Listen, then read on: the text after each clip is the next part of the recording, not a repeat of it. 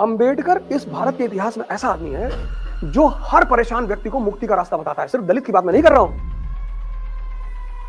अंबेडकर 20वीं शताब्दी का बहुत महान आदमी है। बहुत। जय भीम का नारा बहुत प्यारा है। तो जय हिंद का नारा है, सिर्फ जय भीम का नारा है। अंबेडकर ने सिद्धांत बताया सवर्णों के सर पे बैठने का। तुम घोड़ी पे बैठने के लिए परेशान हो?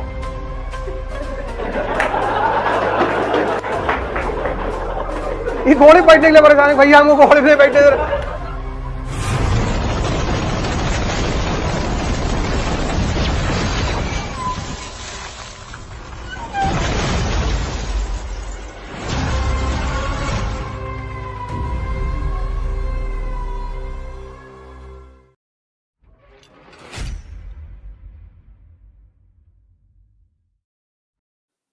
हीरो मतलब वो आदमी जिसने विषम परिस्थितियों में संघर्ष किया। अंबेडकर, उसकी जीवनी पढ़ोगे ना तो कहीं कहीं रोने लगोगे। गांधी, भगत सिंह, जैसे हमारे देश के बड़े सारे राजनेता कहते हैं कि मुसलमानों ने हिंदुओं को बहुत परेशान किया है। कब नहीं किया है? हाँ, तो कब किया है? नहीं किया है, अब हम लोग को नहीं पता है कब किया। अबे तो भैया हमको भी बता दो कब किया है। नहीं, ब्राह्मणों ने दलितों को बहुत सताया है। कब नहीं सताया है? अरे तो भैया हमको बता दो, हम भी तो जाने कब सताया है। नहीं, वो दलित अगर वो पढ़ लेता था रामायण तो उसके कान में खौलता हुआ शीशा डाल देते थे। अच्छा, कब? नहीं वो सब छोड़ो, कब?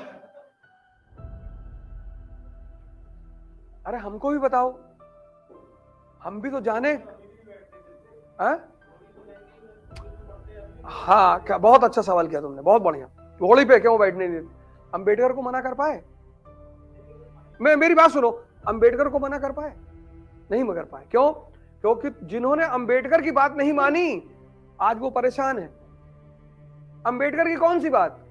अंबेडकर की वो बात, एक स्टेटमेंट में उस आदमी ने दलित मुक्ति का संविधान बताया। एक स्टेटमेंट, एक। तुम घोड़ी पे बैठने के लिए परेशान हो?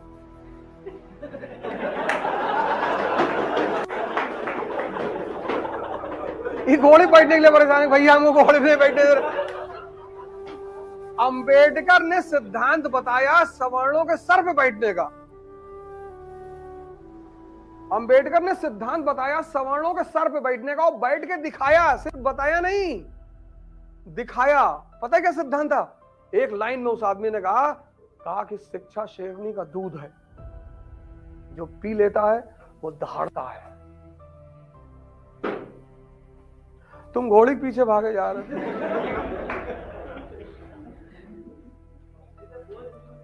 हाँ, तो ये कौन दलित हैं जिन्होंने शिक्षा को ग्रहण नहीं किया? भाई कोई तुम जान लो घोड़ी बैठने जा रहा हूं, मान लो तो मैं दलित हूं, तो घोड़ी बैठने जा रहा हूं, और कोई 4 ब्राह्मण आ गए और मैं लगा वेद मंत्र बोलने पानी उठा के, तो पंडित जी तो बैकवर्ड हो जाएंगे। अरे मारवा ना तो कहीं। नहीं, दोनों बेवकूफ नहीं हुए, पंडित जी ज्यादा बेवकूफ हुए। पंडित जी ज्यादा बेवकूफ हुए। पंडित जी अगर उसे घोड़ी बैठ जाने दें तो वो वेद मंत्र पढ़ेगा नहीं। अंबेडकर ने एक लाइन में सूत्र दिया, एक लाइन में। अंबेडकर इतने महान आदमी है ना। अंबेडकर इस भारत के इतिहास में ऐसा आदमी है जो हर परेशान व्यक्ति को मुक्ति का रास्ता बताता है। सिर्फ दलित की बात मैं नहीं कर रहा हूं।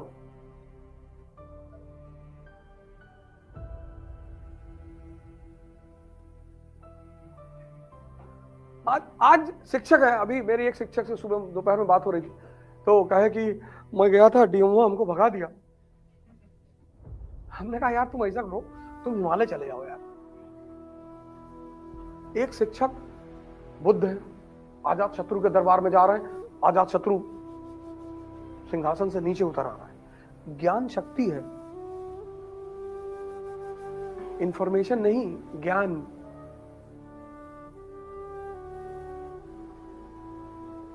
अंबेडकर को एक बात समझ में आ गई थी कि ब्राह्मण की ताकत की मेन वजह क्या है। वो बात उस आदमी को समझ में आ गई थी, और उस ताकत की मेन वजह थी ज्ञान। ज्ञान पर एकाधिकार। तो उन्होंने ये कहा कि जो इनकी शक्ति का आधार है वो तुम ले लो। जब ज्ञान ही इनकी शक्ति है तो वो ज्ञान तुम भी ले लो, तुम भी ताकतवर बन जाओ। जैसे आज तुम चमड़े जूते की दुकान पे जाते हो, कितना इज्जत देते हो दुकानदार को। वही ली के शोरूम में जाते हो ना, नाइक, एडिडास, क्यों? क्योंकि बढ़िया शोरूम है 5 करोड़ का, वहां लड़कियां काम कर रही हैं, और लड़कियां तुम्हारे पैर में जूता पहनाती हैं। कहती सर आप एकदम सलमान खान की तरह लग रहे हो। बोले 2-4 जूता और दे दो। वही जो हमारे यहां का चर्मकार है, जूता बना रहा है, उसको तुम नीच भाव से देख रहे हो। बात तो बराबर ही है ना। तुम ली की जीन्स पहन रहे हो, वो कपड़ा है, ली के मालिक को तुम बड़ी इज्जत कर रहे हो, लेकिन हमारा जो जुल्हा है उसको तुम कह रहे हो नीच जाति का है। जाति व्यवस्था खराब नहीं थी, जाति व्यवस्था में जो उच्च नीच का भाव पैदा हो गया, ब्राह्मणों को एक भ्रम पैदा हो गया कि हम ज्ञान की वजह से श्रेष्ठ हैं। नहीं, तुम ज्ञान के दान की वजह से श्रेष्ठ हो। समझो मेरी बात को। ब्राह्मण ज्ञान की वजह से श्रेष्ठ नहीं है। तुम हमसे आए, सीखे और आईएएस बन गए, तभी तो इज्जत करोगे। मुझको बहुत पता है, लेकिन मेरे ज्ञान से तुमको कोई फायदा नहीं हुआ, तो तुम मेरी इज्जत क्यों करोगे? ब्राह्मण इस देश में क्यों फंस गया? ब्राह्मण ने सोचा कि मेरा ज्ञान मेरी ताकत है। तुम्हारे ज्ञान के दान, ऐसे मुझसे क्या मतलब? इस क्लास में कौन बैठा हुआ है? ब्राह्मण बैठा है कि दलित बैठा है कि मुसलमान बैठा, मुझसे क्या लेना देना है? मुझसे क्या लेना देना है? तो ब्राह्मण को एक भाव पैदा हो गया कि हम उच्च के हैं। अंबेडकर को क्लास के बाहर बिठा देते थे, तब भी वो बंदा पढ़ता था। क्या जज्बा रहा होगा पढ़ाई का।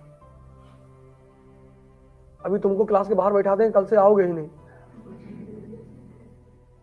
ये हम जो है शुक्ला हैं।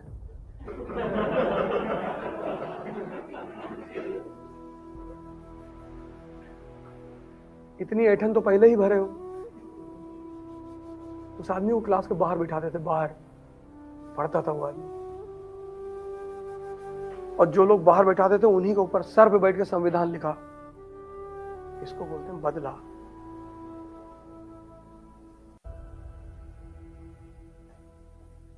अंबेडकर 20वीं शताब्दी का बहुत महान आदमी है, बहुत।